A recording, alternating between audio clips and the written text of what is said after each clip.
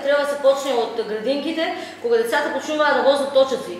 Од 3-4 години децата се учат да возат точак. Тогава детето трябва да се научи дека трябва да има кацига и дека не трябва да го нервира, што му е под на главата. Мојот син вози точак од 3 години и постојано е со кацига. Мисля дека од таму треба да се почне. А ако одиме у школите, пошто децата у градинката се осетлива категорија, ама кога одиме у школите и правиме предавања, мисля дека сликовитиот начин ќе има многу повеќе ефект, одошто празното думање.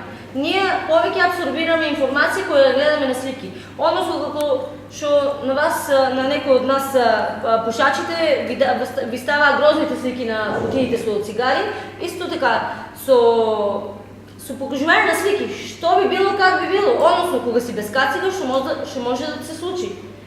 Мисля дека това е начинот на кој би децата би дознали ако се без кацига, ако возат брже, ако не почитуваат правилата, што би им се случило. Ние можеме да им раздаваме на нив макуми по 200 пати и они не може това да го абсорбираат. Најбрза е таа памет, визуалната памет на децата е најбрза и најдолготрајна. Мисля дека това е еден од начините како би можели да делуваме превентивно. Ама прво родителите да се воспитаат. Дека нивното дете треба да научи да вози точак со кацига, дека не можат да возат кола и отпред детето да го држат пред нив на шоферското место или мајката отпред. Командир, има ли некој казан за таа работа? Детето отпред или мајката отпред и држи детето. Едно седиште. Сега мога да правим момент само за еден месец, последниот месец. Има ли те последниот месец? А има секојдневно, јас го гледам това кај градинката. Постојано, пошто ние сме гледали нашите деца нешто специјално и треба да се возат напред и се децата возат или таското отпред вози колата или мајката.